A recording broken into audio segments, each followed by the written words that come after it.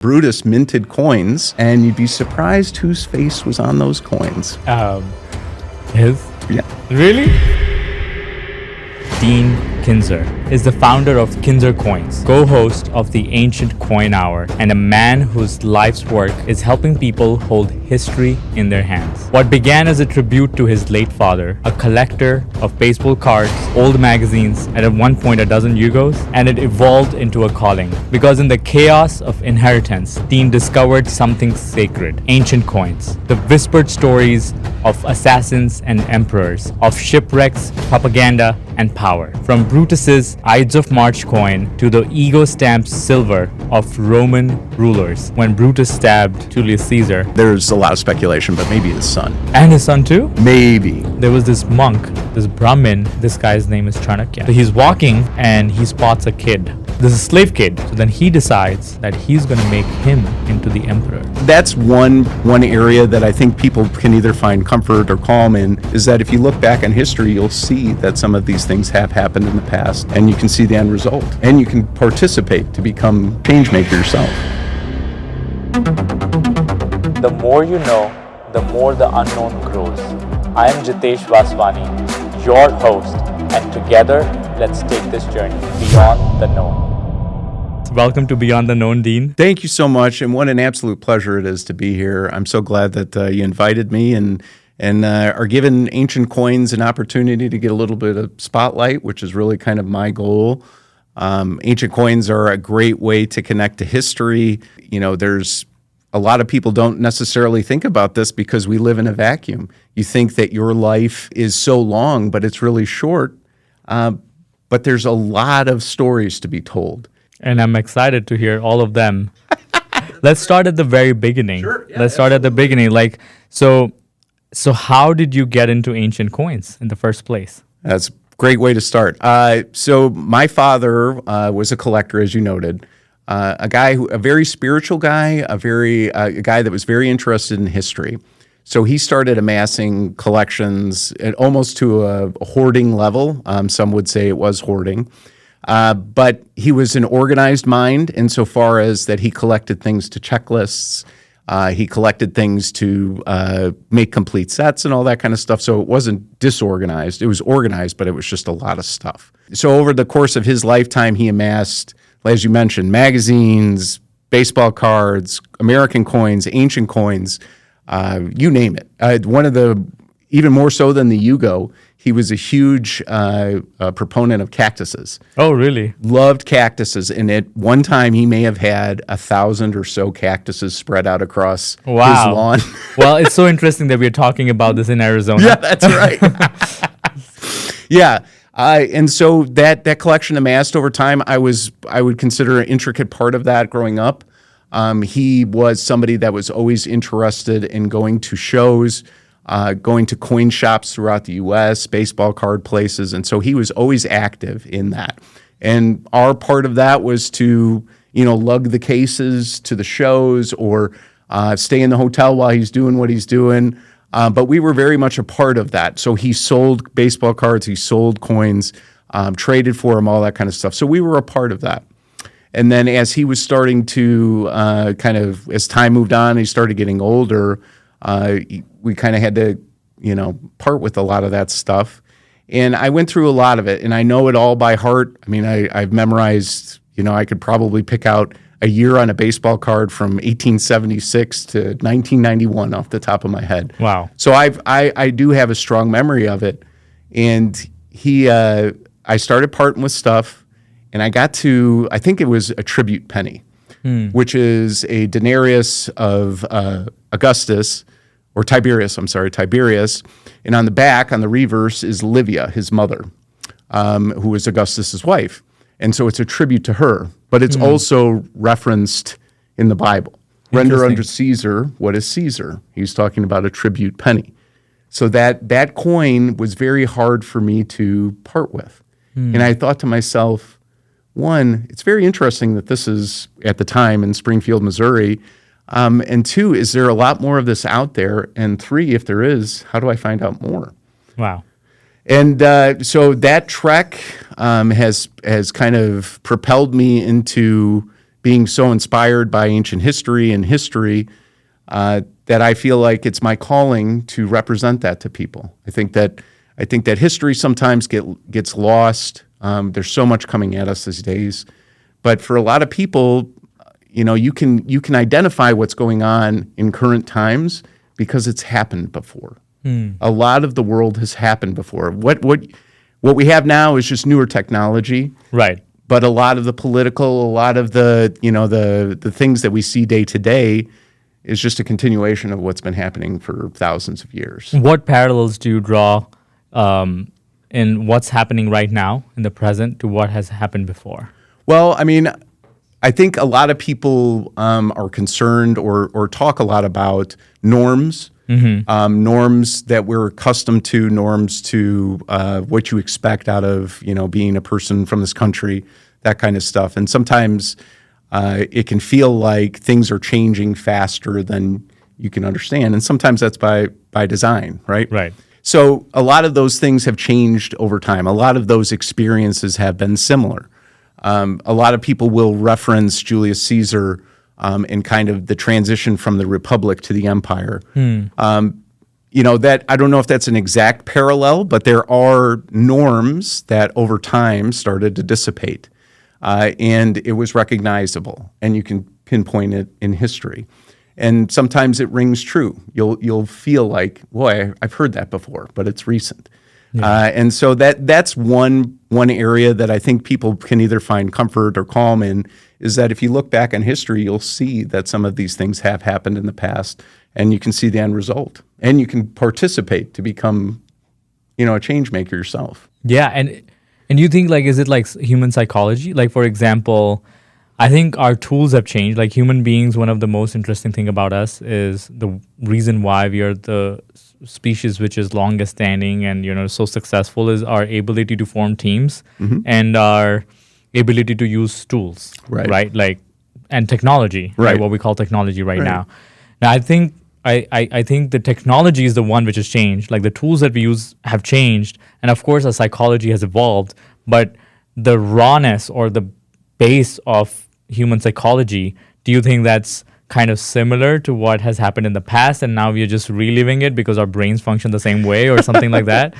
I think that there's always been people that have been guided by drive and power seeking. Yeah. And I think that has, no matter what the name is, I think that's always been consistent. And so I think that drive oftentimes, expedites beyond what you would think is normal. And so sometimes those people push the limits and they push them too far sometimes. But I think there's an inherent, with certain people, they certainly have some kind of drive, kind of like I have with ancient coins, but to want to get ahead, and not only get ahead, but, get as much power as you can. So I think that remains unchanged. I mean, if you look at Napoleon, it's the same, right? He consolidated power, made himself first consul and then dictator, basically following the Roman norms. And so that's kind of traditional. He had that drive and will to do those kind of things, Interesting. So now let's get back to this drive. Yes. Part of the history that I read when Brutus stabbed Julius Caesar. Talk to us more about that. Like, how did he gain power? Did he gain power eventually after that? Because from what I read, and of course my knowledge of history is very limited, and I'm going to come out and say that I'm here completely to learn from you. But the one thing that I remember from my middle school history textbook is he stabbed his best friend at the back. There's a lot of speculation, but maybe his son. And his son too? Maybe. I mean, that's a big maybe. Please do not put me on record on saying that. But Julius Caesar had a relationship with Brutus's mother. Okay. So they were connected. Okay. And maybe in a different way. But that's why it's a big deal when he says "E to Brutus" and Yes. "You Brutus," right? That's why it's so shocking. And actually, of all of the people that betrayed him, he wasn't even the worst. It was Decimus. Decimus Brutus was probably somebody that Julius Caesar considered or thought very highly of, and he actually kind of led Julius Caesar. Julius Caesar did not want to go to the Senate House on March 15th. His wife advised against it. There were all kinds of signs that said, "Don't go." And Decimus is the one that convinced him to go. So that betrayal. But essentially, Brutus is a very interesting character and probably somebody that people don't talk about enough because he kind of transformed over time. He started out as kind of your average political guy who's involved in a legendary name in Rome. Brutus is a name that goes back to the kings of Rome. So Rome had kings from like 753 to 507 or something like that. Started with Romulus and Remus, or Romulus, and then there were 7 kings, and then they overthrew the kings. And one of the people that overthrew the kings was a Brutus, same last name or same surname. And so he kind of is a part of that political lineage. Somebody who is a strong Republican, somebody who is very interested in preserving those norms. But when he was young, he was also heavily involved in Julius Caesar's taking of Gaul. So he actually fought with Julius Caesar. So they were involved in numerous battles together. They spent a great deal of time together. But you could tell over time his appreciation and respect for Julius Caesar starts to diminish. After the interesting thing about Brutus is he was so Republican. He was so optimates, the optimates. That was kind of the conservative movement of that time. Keep the republic as it is. And so he was heavy on that side. And he was involved, obviously, in the murder plot, one of the big conspirators and all that stuff. Right. And some of his behaviors kind of changed after that. One of the reasons that people kind of think that that kind of pushed Julius Caesar over the edge to get assassinated is through a coin. Oh, wow, really? So if you give me 5 minutes, I'll tell you the story. Go for it. Go for it. I'm all ears. So we talked about Rome's kings, right? Yeah. And Rome was as anti-king as we are, right? They did not like kings. They didn't want a singular ruler, all that kind of stuff. They were very against that.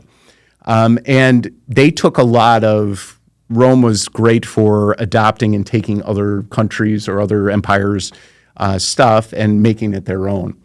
And basically, their coins were a mix of Greek, Etruscan kind of mix. But one of the things that the Greeks did was they might be more inclined to put a king on their coin, right? They might be more inclined to kind of praise the leader, right? And in Rome, it was so anti what they believed in that wasn't allowed. You were not allowed to put your face on a coin. Oh, wow. Because there is no Roman king. There is no... Right. So basically, coinage started out in Rome in these big bronze coins with the head of a god on the obverse. That was their thing. They always had a god. And on the reverse, whatever they're representing. Early on during the Punic Wars, they put ships' prows on coins to represent their building navy, and they're competing with Carthage and all that kind of stuff. But as time went on and they went from these big bronze coins to silver coins, that tradition didn't change. They would put gods on the obverse, and then maybe a quadriga or a chariot on the reverse, pointing out Rome. And as time went on, those things started to change a little bit. And then you get near to Julius Caesar's time, and some of the coinage that was made started breaking those norms. So Brutus is one of those people that actually kind of broke that norm. He put his ancestor, the one that unseated the king, on the obverse of a coin in 54 BC. So that's a person that existed on a coin. Wow. So you can see, now it's not a direct, like I'm the king. Right. My lineage goes back. We defeat kings, all that kind of stuff. But then it happens a couple more times where they revere or they pull in somebody from history and say, this is just kind of to memorialize them. And then they start getting more recent people. Julius Caesar sees this, right? He's a propaganda master, right? Somebody who believes in propaganda. And as he's accelerating his power, particularly into 44 BC, he decides to mint coins with his face on it. Oh, wow. So basically, coins became like the social media of that time. Like that's branding. 100%, 100%. So the thing about ancient coins is they're propaganda. They're the government telling you what's going on, essentially. And you can use that for power, right? You can say, hey, everything's good, or we're at war with this guy. You know, there's food everywhere, all that kind of stuff. It's meant to, it's like the first newspaper or social media, right? Right. And so that's how leaders, especially in these vast empires, you know, from Britain, you know, the Romans had them, you know, all the way to Persia. That's how big the empire was. And so if you were distributing coinage, you want to distribute your message, there's no way that you could get a town crier or something like that. Right. You gotta spread the message somehow. And what's the best way to do it? Currency. And people kept exchanging it all the time. That's right. So the word spread. Yep, that's right. What a nice, intelligent way to do that. That's right. Actually, yeah, I never thought of it. Yeah, it's pretty mind blowing. And so he used this as propaganda. He says on the coin it has his face on the obverse, and then he kind of pushed the envelope, maybe what you would consider too far. Is not only did he put his face on the obverse, he let you know the Senate had given him dictator power, right? That was not uncommon in Rome. It happened anytime a leader or anytime the government was in crisis, they'd put a dictator in charge. Romans normally had two leaders, two consuls who were in charge. So there were times in history, like in the Punic War and stuff, where they put in a dictator. One person to make the decision, so it's not complicated. It's not totally uncommon. The Senate made, you know, probably bending the knee, the Senate made Julius Caesar a dictator, and then they made him a dictator for 10 years.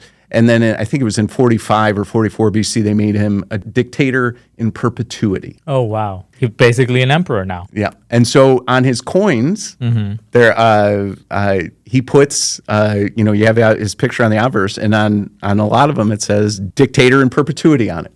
So now you not only have this guy on the front of your coin, he's telling you he's a dictator for life. Was the Roman Empire flourishing at that time? Like, was it super duper rich? Maybe at that time the Republic had reached its zenith.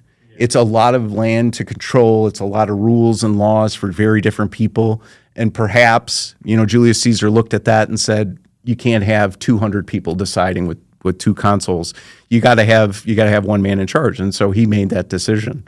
And a lot of people think that coin propaganda being passed around January, February, March of 44 BC alienated people so bad that prompted them to take back some of that power. That's right. And so the guy, Brutus, who took back that power, they escaped. They left. There was a kind of a fight over power. There was Octavian, who became Augustus, Mark Antony, and a bunch of, like a vacuum. Octavian was also Julius's kid? So he was his adopted son. Adopted son. He was 18 at the time. And Mark Antony and Decimus and Brutus and all these guys are kind of fighting over power now, right? Right.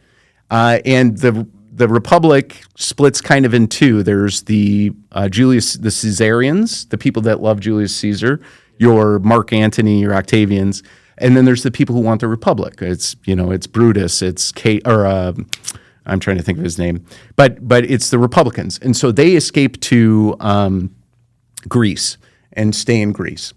And there's a buildup to where Octavian and Mark Antony end up facing Brutus and Cassius, and there's a big battle that happens, and that's kind of the end of Brutus. But before that battle, and I don't mean right before, but in the months leading up to that battle, Brutus minted coins, and you'd be surprised whose face was on those coins. His? Yeah. Really? So earlier he minted coins with his ancestors on it, and now he's being more direct. Yeah. And so what does that say? Like, is he melding into something else? Yeah. Is he becoming like, hey, maybe I have a chance of becoming, whatever, the king or the emperor? Yeah. And on the reverse of that coin, the one that you mentioned in the intro, the Eidmar denarius, on the reverse, it has Eidmar in clear letters, two knives, and a ceremonial cap in the middle, which is basically Brutus, through propaganda, disseminating, hey, remember, I killed this guy, and I'm on the right side of history. Yeah. Join me, support me. And so the guy who was a strict Republican, all that kind of stuff, kind of changed a little bit. That gives me goosebumps. I mean, and it's power, right? the quest for power has changed many people. And then I know Octavian also, did he get like an army in as part of the will? Like, how did he acquire? Like, he was part of the race too, right? Right. So he inherited. So the big deal after Julius Caesar got killed is who gets the inheritance, because basically Julius Caesar at that point was the richest man in Rome, right? And he had amassed major wealth. And so there was a big kind of uncovering of who's in the will. That they held that kind of information in a temple of the Vestal virgins stayed in that temple. So nobody was allowed in there. This is sacred documentation. But at the end, it was Octavian who got the majority of Caesar's inheritance. And Mark Antony actually held on to it for a really long time. Did not want to part with it and give it to Octavian. But there's so many little intricacies that go along with that, because they were, again, they're trying to figure out who's going to be the one in charge, right? So it's interesting to me, like the treasury or the wealth that Caesar built. I mean, so that belongs to Caesar and not to the empire, or you know what I'm saying? I think at that point it's kind of up for grabs, isn't it? Yeah. Who does it belong to? Yeah, because we're talking about ancient times. Yeah, that's right. And I think the rawness of humanity was still very alive. Like now we are like kind of for the most part in the world, this, barring some places, there's civility. There's a sense of civic sense, which probably did not exist. I mean, it existed, but in very basic forms. But right. They didn't because you think about the differences. Obviously, Rome was very advanced, right? They had a sewer system. They had irrigation. I mean, you can still drink from their sewer or their irrigation system now, and very advanced. But that doesn't stop things like the plague and all that kind of stuff. They were very advanced in that area. They were still pretty developed, but they were still that rawness. But because people died so frequently back then of whatever disease or who knows what it is. Yeah. There's a different disconnect about life. It's a different interpretation of life and how valuable it is. Right. We value it a lot more than they did, and they certainly suffered loss, and they certainly didn't want to die and all that kind of stuff. But different. It's just a part of your day-to-day life back then. People would routinely die, and that's just the way it was. So they weren't as uncomfortable about it. However, a story somebody told me about, I think there's a book about it, is Marcus Aurelius, in the time of the Antonines, was a bit of a hypochondriac. Okay. So he was very concerned about diseases and stuff like that. So there was some bend on that kind of stuff. Conserve life. Yes. Don't just be on a killing spree. Okay. That's right. Yeah. And that's what after all of the civil war between Julius Caesar and Octavian, or Julius Caesar and then Mark Antony, Octavian, and all that kind of stuff, Octavian became Augustus. Augustus was a peace guy. Oh, wow. So he went from a very violent beginning, very violent, to a peace guy. And so a lot of his coins represent peace, bounty, all that kind of stuff, because he's saying, I'm in charge, there's peace, you can relax. So he did end up taking the reins eventually. Yeah, he became the first emperor. So then, at that time, how many years did the Roman Empire suffer violence, before he became the king? From 49 BC, that's when Julius Caesar crossed the Rubicon, to 27 BC. So 22 years of just crazy violence. Okay. Just crazy. I mean, I'm not sure if they use this terminology, but they used to have lists, prescription lists. And so if you were an enemy of the government or had a lot of money, they'd put you on these lists, and then it was a free-for-all. Whoever wanted to take your life could. Whoa. So there was a time where Rome's politics were extremely violent.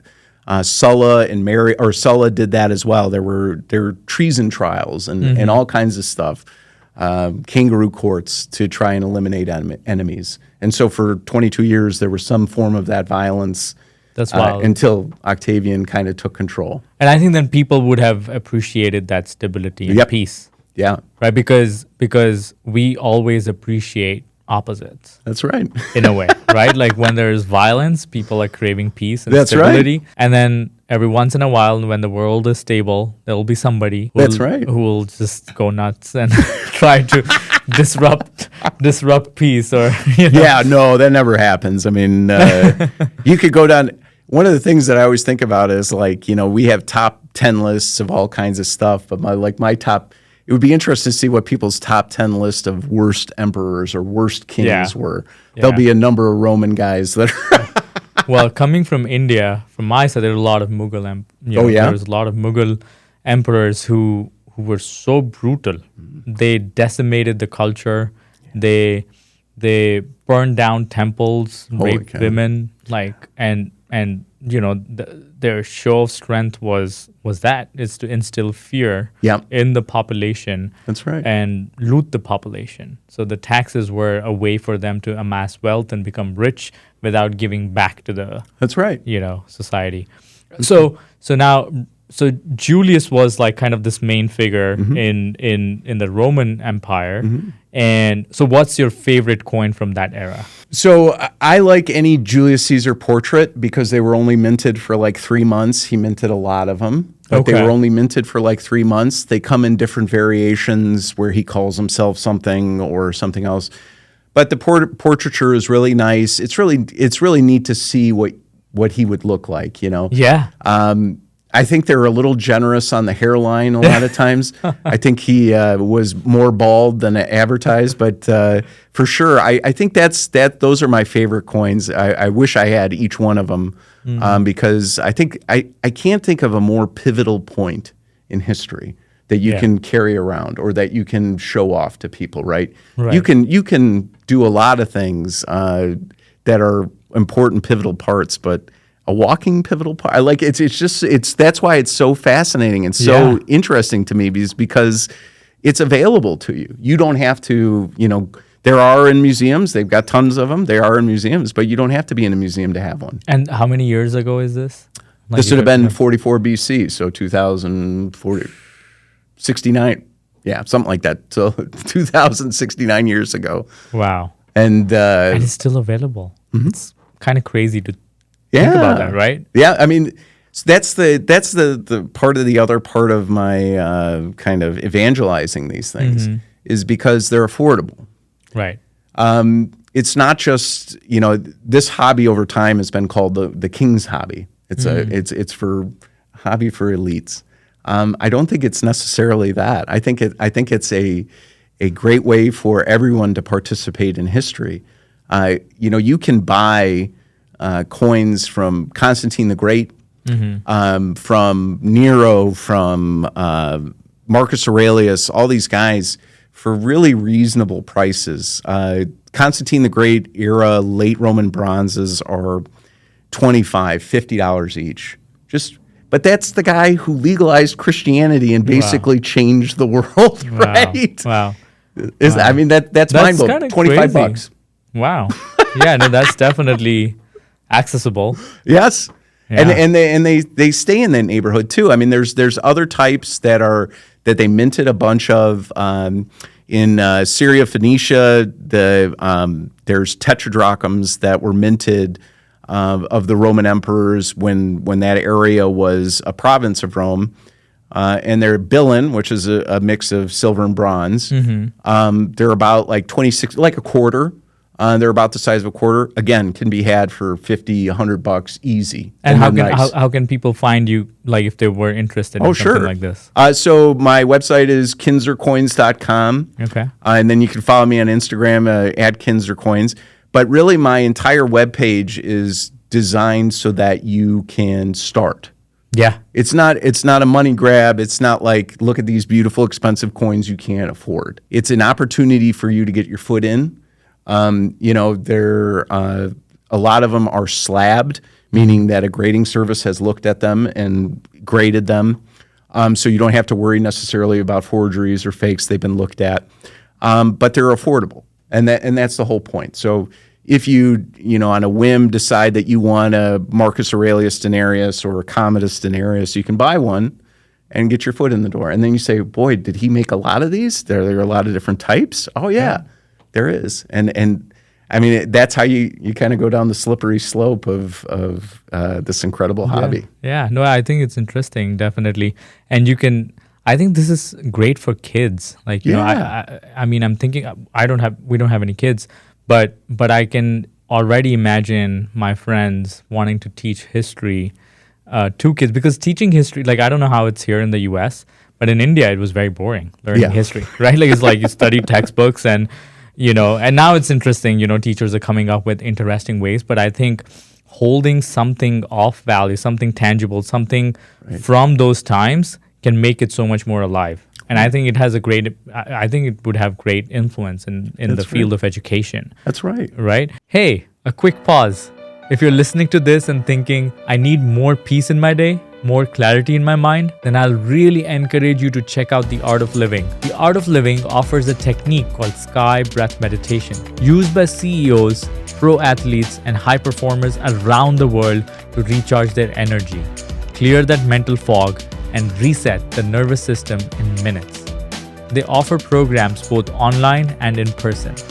It is science-backed and it works. Head to artofliving.org to learn more. So now the Roman Empire was doing this around that time, 44 BCE.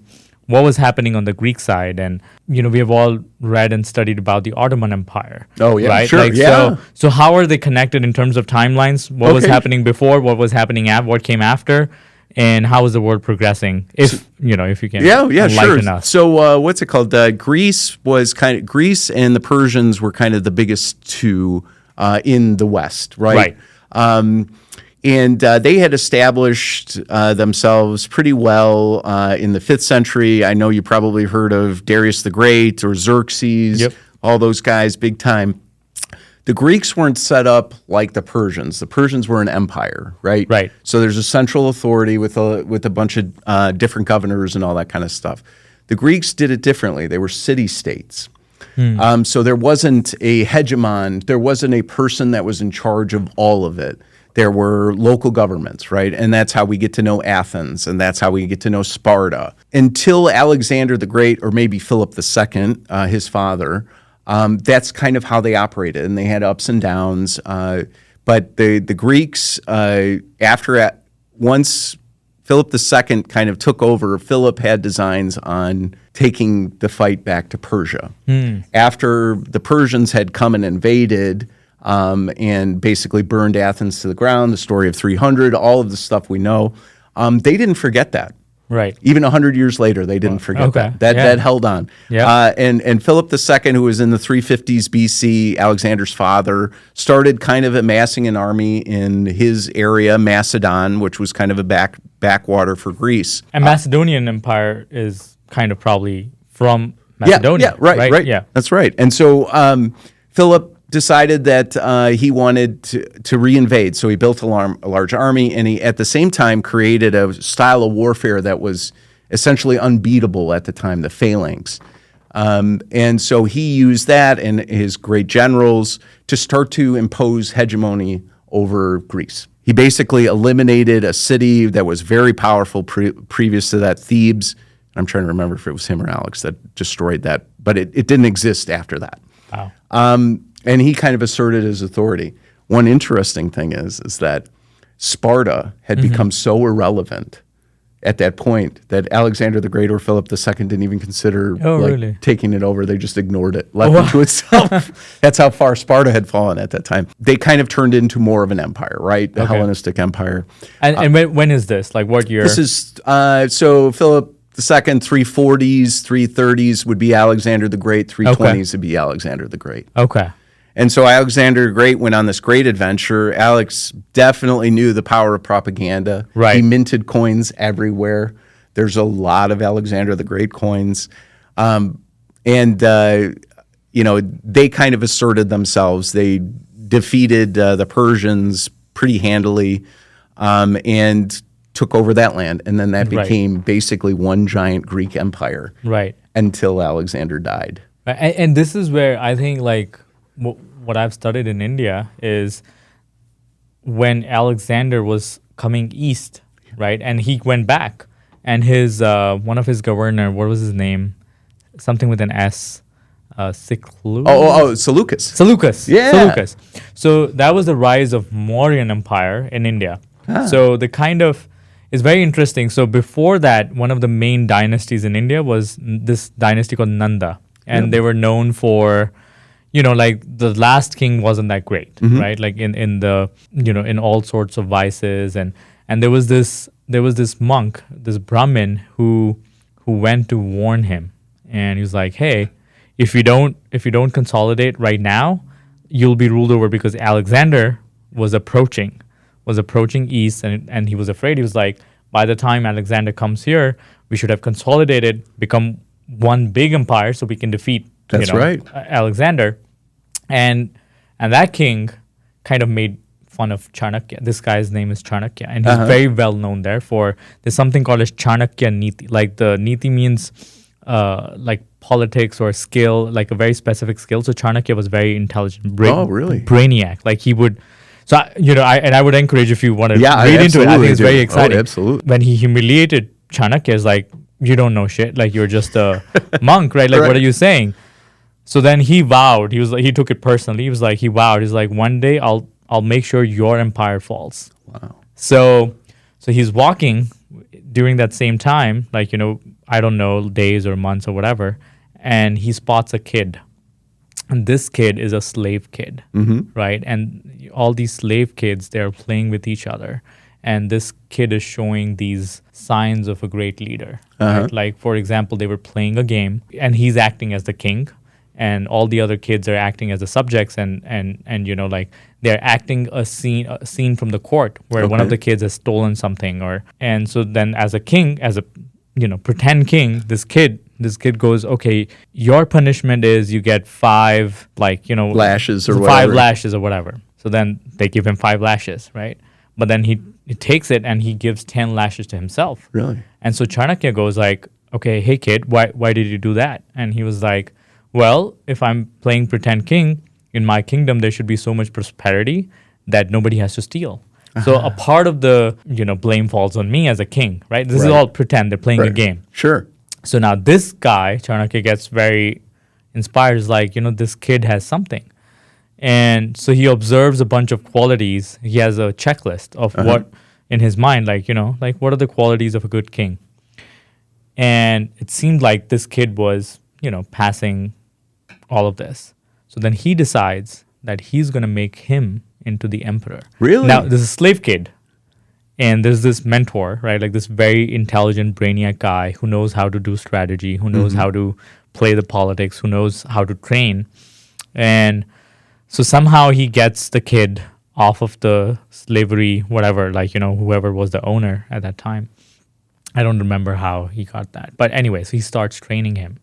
As part of the training, he's like very unique methods. He would feed him poison every day. Wow. Snake venom every day. So he becomes immune. Like one day, if some assassin tries to assassinate him by the means of a poison, he would just survive it. Interesting. And so he grew up, and there's a whole story of how they created fake stories, fake villages, fake propaganda within Alexander the Great's army. And they created that unrest within the army, so they could not capture the whole of the east, You're like right. the side of India. And then Alexander went back, and then that's when I think this kid's his name was Chandragupta Maurya. Okay. So that was the rise of Mauryan Empire. He defeated one of the governors, probably Seleucus. Seleucus, and then he defeated that wild king, from the Nanda Empire. Wow, this is eventually. a great story. And then they united. So that was his dream. The monk's dream was to unite India at that time. And at that time it was called Bharat. Okay, all right. So, and his dream was Akhand Bharat, like, united Bharat. So we stand the test of time or test of invasions and whatever. Right. Eventually it fell down, of course, like many things, but that was the India that we know today. The foundation of it was laid down by that empire. Interesting. The Mauryan Empire. Yeah. And now the governor, what was his name? Seleucus. I always have a hard time saying his name. So Seleucus was so inspired by Chandragupta that I think he married one of his daughters. Really? Yeah. One of the queens. There was they had like a marrying ceremony where Alexander he wanted all of his generals to marry somebody not from Greece. Oh, really? That was a thing. Okay. And not popular. Did not go over well with people. Yeah. I think Alexander had a dream similar to that. He wanted to kind of combine the East and West. He wanted to conquer the world, actually, right? Yeah, well, yeah, of course. Yeah.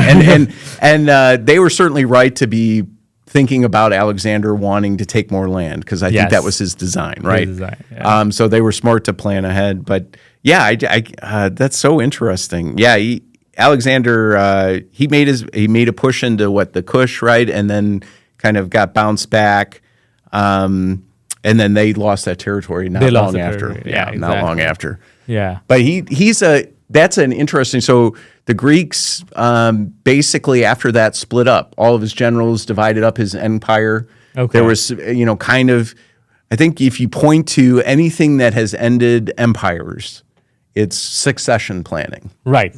100%, it's always succession planning, right?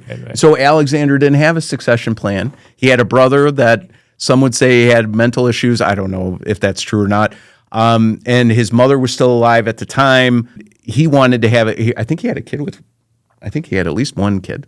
But anyway, but I think what he said was to the best or to the victor. That's who inherits the empire.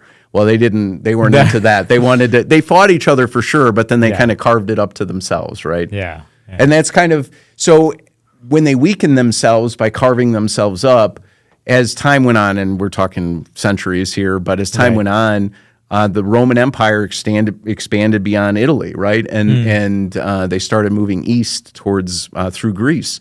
And so the famous city-states of Athens and Sparta and all these places just became subject to Roman rule, and then they became Roman. Oh, wow. Okay. Yeah. And they actually, Greece is really interesting because the Greeks were really Roman longer than the Romans. Right.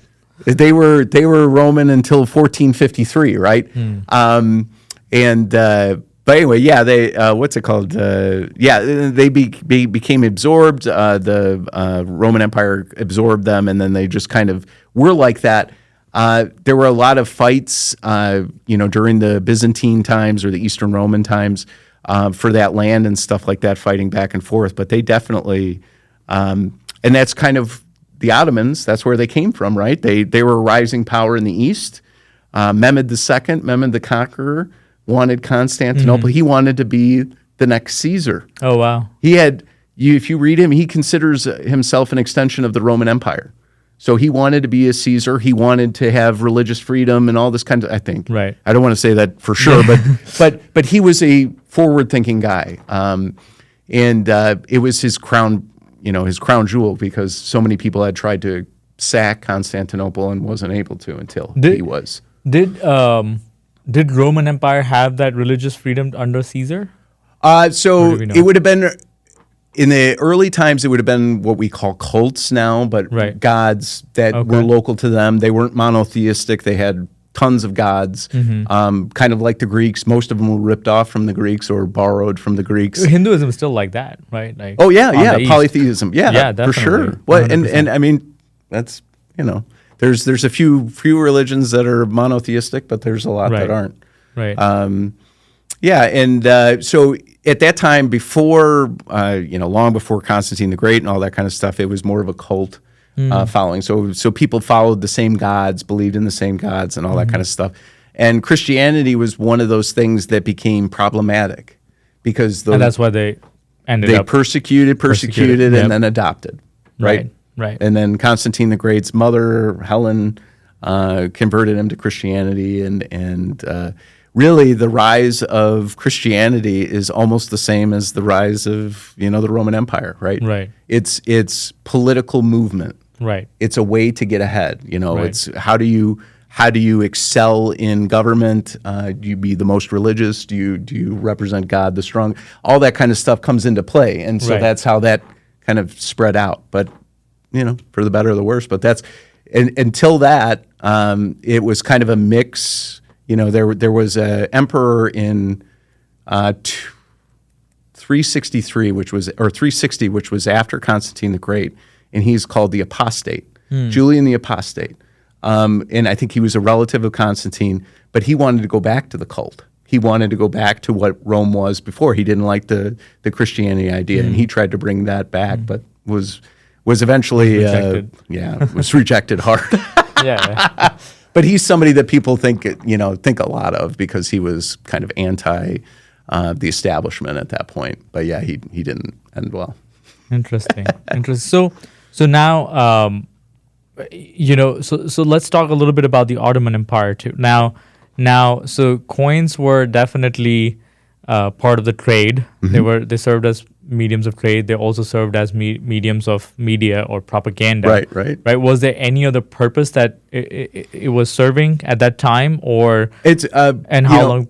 Paying soldiers, building stuff, all kinds of functions of government trade. I mean, a lot of the coins that we have now aren't for your everyday person. They're used in big purchases of, building the Parthenon or whatever, building things or paying soldiers. The reason Julius Caesar minted so many coins and that are still available is because he constantly had to pay his soldiers because they constantly were fighting, right? So he had to come up with a way to keep paying them. And so that's why there's so many different types of coins.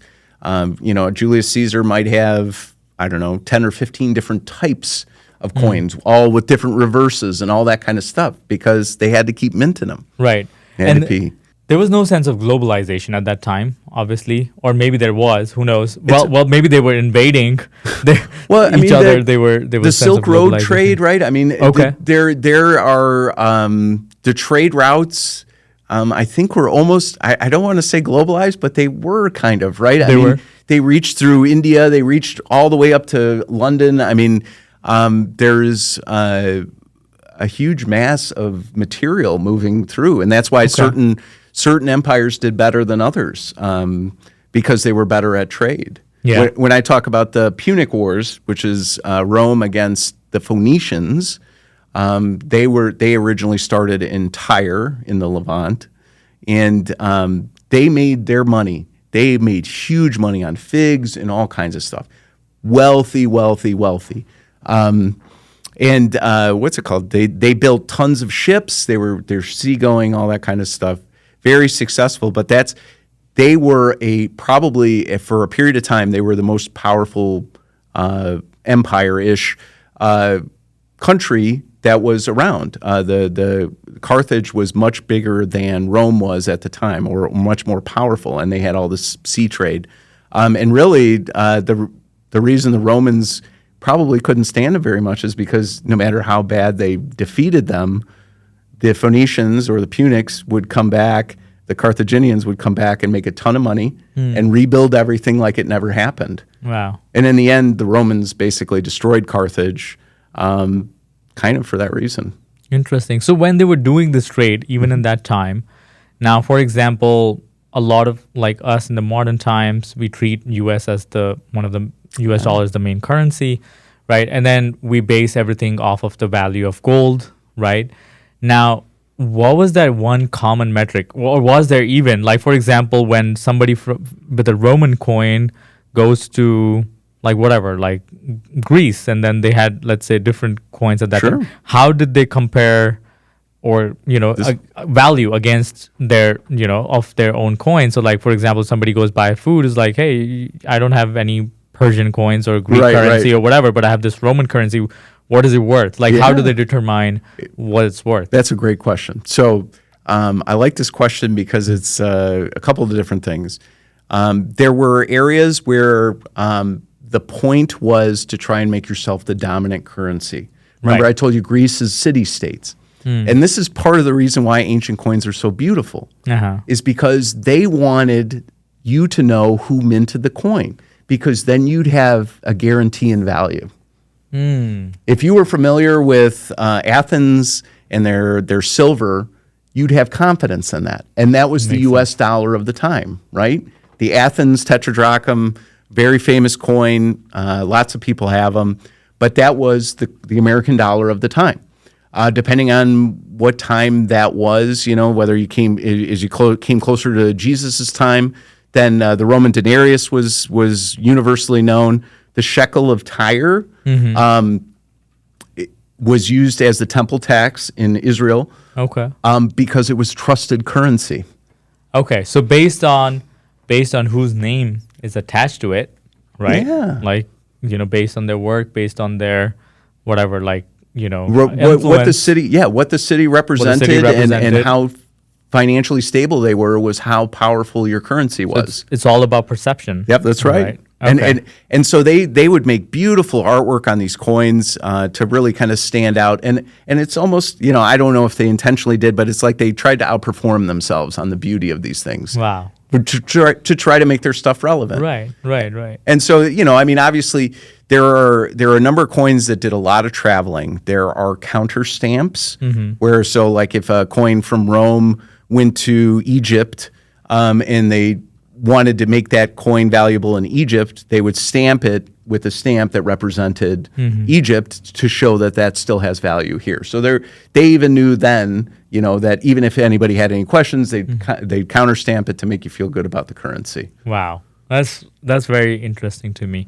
So now like jumping back to like the present day, right now, who are these coins for? Like, are they for people who are into history, into, like we discussed a couple of use cases, maybe they want to teach their kids about history and there's something that they can hold, in their hands and, it makes it very tangible.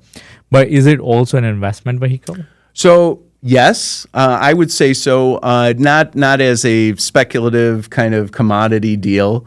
Right. I would say that, in my opinion, because Americans don't necessarily know about it, and the only reason I know that is because I ask Americans all the time, and because they don't know about it, there may be more value to it if they're more popular. You know what I mean? More demand drives higher prices, right? And I think that's kind of the idea. That's why I want to preach about it now, is because I feel like there is an opportunity if you do pick up interest in something like this. And I'm not saying you're going to make any money. I mean, if I was making big money, I'd fly in here on my personal jet and not take in United here, And that's kind of the thing is that it's so exciting for me. I want as many people to get involved, and they're for everybody. Right. And I know people are like, oh, well, it's a piece of silver. How is that so great for me? Are you into sports?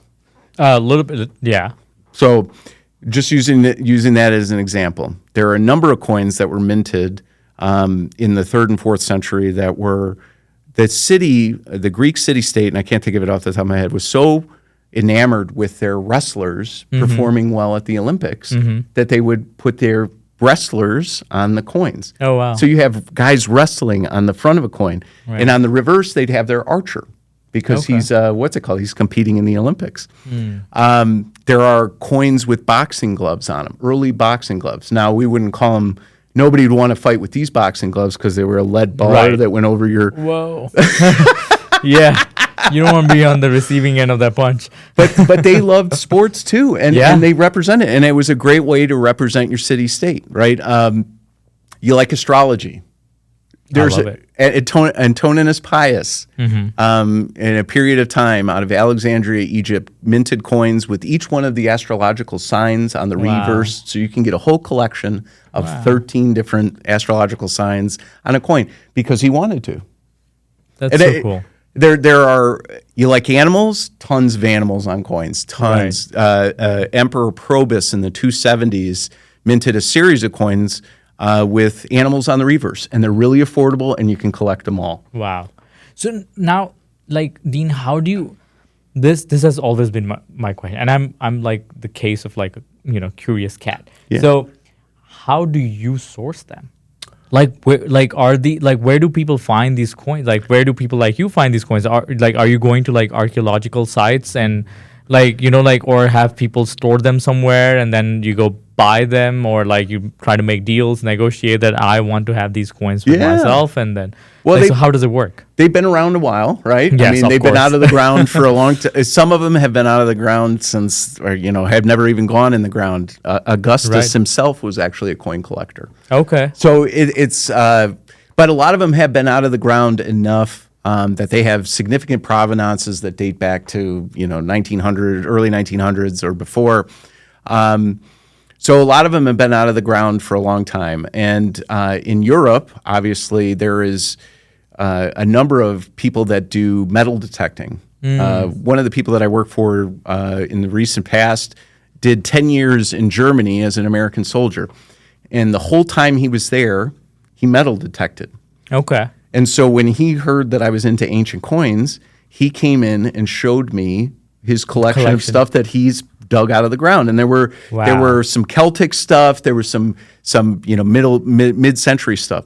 Right. So countries like England encourage that, right? So if you do metal detect and you find it, you report it to the state, all that kind of stuff, and they'll say yay or nay, there's enough in the museums or whatever, and they'll let you sell them on the open market. So all of those places in Europe and stuff like that have had that going forever. There's established European auction houses and coin shops that have been around for hundreds of years. Baldwin's, I think, is from the 1870s. So they've been dealing in that kind of stuff forever.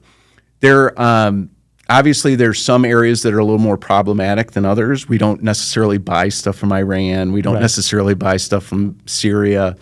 And so I'm sure that there's probably some black market stuff going on there. Right. But it's not involved me. Yeah. So, but what I would say is there is an abundance. There are a number of these coins. They're not so scarce that if 100 people started getting into it, that it would disappear off the map. There's enough of those late Roman bronzes to fill up barrels. I mean, there's a lot of coins, and so they've been out in the market. I mean, there's websites, entire websites that are dedicated to selling these coins that have been around forever. So there's lots of opportunities to buy them. I don't have like any secret sources. I mean, I basically deal with the kind of the same coin dealers, the same auction houses as everybody else's. But the fun part is not everything is available all the time, right? Right. And that probably frustrates a lot of Americans, but it also drives a scarcity. Of course. And when you get into something like that, you want to have the joy of getting that last piece of your collection or whatever. Yeah. Do you ever feel sad like parting with a coin, like if you're selling, like because like each coin has like a story behind it, right? And that there's relevance to it. And then when you collect, when you get access to them, I'm sure like you relive that story, you read about it, you think about it, and then in some way it becomes part of you. That's right. Right. You learn, and that's the kind of what the point of the thing is right? There's people from 2,000 years ago that are trying to tell you about themselves. They're trying to tell you what went on in their life. Right. And they're sending you messages, and you can take those messages and learn from them. Right. And to me, that's what's the most powerful thing of it, is it's just a conversation you're having with somebody from a couple thousand years ago. Yeah. And maybe it's one-sided, but you're going to learn a lot from that conversation. You're going to learn a lot about them. I think the thing that becomes so addicting and enjoyable about it is that there's so many different avenues that you can go down. There are certain coins that are kind of the traditional popular ones, and then there are other ones that are largely undiscovered or have not become desirable yet, like the Parthian coins, or there are Roman provincial coins, provinces of Rome, where they still had the city-state mentality. They still had the Greek city-state mentality.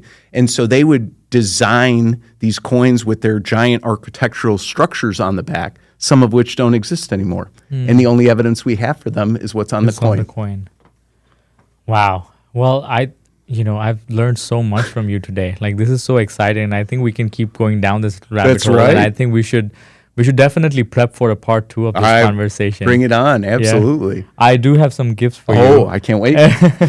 So, since we talked about different cultures and, in 2023, we did a festival in Washington, D.C. It was called the World Culture Festival. Okay. And a part of that was to relive some of the cultures which might be getting lost, or which, just need to celebrate different cultures and different stories that come along with it. So we had 1.1 million people in attendance. Holy cow. Yeah, that was, we hold the Guinness World Record for the largest meditation within the U.S. So it was the biggest in U.S.'s history. And this is something to remember that by. Like it just says life is a celebration. Oh, thank you so much. I This is for appreciate you. it so much. Of course. So I think it was relevant to the, Yes. the discussion that we were having today. Absolutely. And then also something from our sponsors, Shankara Ghee Sutra. This is one of the best skincare routines that I've Ooh. ever experienced. They take ghee. Do you know what ghee is? No. Ghee is like clarified butter. Oh, okay. And then they wash it. Really? So they wash it 100 times 100, which is 10,000 times. Wow. And then when you wash it so many times and over a copper vessel, it becomes so potent, like it can, it's probably one of the best skincare. I can't wait. I had Dave Asprey on my show. Oh, yeah. And we talked about this. He's a firm believer of Really? this and washing ghee. So we have something, from Ghee Sutra, from Shankara for you. So I appreciate like that a so face much. emulsion. Oh, wow. So something for you to remember us by. All right. So since we're doing gift exchanges, I Yeah. do have a gift for you. Oh, And this is sweet. a friend of mine, Joost. He owns a company called Paragon Pendants, and he not only sells ancient coins, but he makes them into Wow. jewelry. This is so special. And so Joost made a coin here for you. So that's a 2nd century Oh, wow. bronze of an elephant made Can by Marcus Aurelius's son. But to me, the elephant is such a great animal. It represents strength. It represents empathy, understanding. And, a great thing about ancient coins is you can wear them, Wow. and it sparks so many conversations. I've sold a number of Marcus Aurelius coins that people wear on necklaces, and it's an instant conversation starter. What And is this that? so special. Thank you so much. What was your friend's name? Joost. Joost? Yeah. He's Thank based you, out of Joost. Chicago. Yeah, and he made that special for you. I thought, how could we make this special for you? This he this is very special, and I'll tell you why, for 2 reasons. First of all, elephants and India have a deep connection, and especially even, a lot of people know already. I'm a meditation teacher. Yes, I've been absolutely. practicing meditation from 20, 30 years, and elephants have a, lot of relevance, even in the spiritual traditions, for the exact same reason that you're telling. Elephants have a way to clear out obstacles. Yeah. Right? They walk straight. If there's a tree on their way, it gets uprooted. Right? So elephants, and we were talking about religions, right? Even in Hinduism, Ganesha has a very specific yeah. significance for the same reason, because he has the elephant head, which signifies removing or cutting down the obstacles in life Right. and becoming strong. And so this is of great relevance it to me. I'm very appreciative that you thought of this. And wasn't Marcus Aurelius also a meditation guy? He was. That's his son. That's his son? That's his son who minted that coin, Commodus. But Okay. but the reason we got it was for the elephant. But yeah, I mean, That's he so was special. a meditationalist for sure. Yeah. But yeah, I thought watching your show and getting to know you a little bit from a distance, I thought an elephant is perfect for you. Thank you. Yeah. What an aligned gift. Well, this was yet another episode, and Dean, what a pleasure Absolutely. talking to you, and I think we should do a part 2 soon. Absolutely. I'll be here. Thank you. Thank you so much. Hey, a quick pause. I want to share a resource I've personally trusted for years. And when it comes to living well, not just in moments of meditation or reflection, but in everyday life, what we put into our bodies matters deeply. And that is why I love Shri Shri Tattva. It's a brand rooted in authentic Ayurveda, from daily wellness supplements to natural personal care, all crafted with ancient wisdom and modern purity. No shortcuts, no hypes, just products that support real well-being from the inside out. For me, it's all about alignment between what I practice and what I teach and how I live. And Shri Shri Tattva helps me bring some of that care into my daily routine. You can explore their offerings at shrishritattvausa.com. I highly recommend checking them out. The link is also in my description below. I want to share something I've been personally loving. Shankara's Ghee Sutra is one of those rare products where ancient wisdom meets modern skincare. It's crafted from ghee that's churned 10,000 times. Yes, 10,000. Blended with Ayurvedic botanicals like hibiscus, bamboo, and it penetrates deep, up to 7 layers, to nourish, hydrate, and bring your skin back to life. No harsh chemicals, no surface level fixes, just deep, authentic care from the inside out, like everything we talk about on this show. You can check it out at shankara.com, and trust me, your skin will thank you. The link is also in the description below.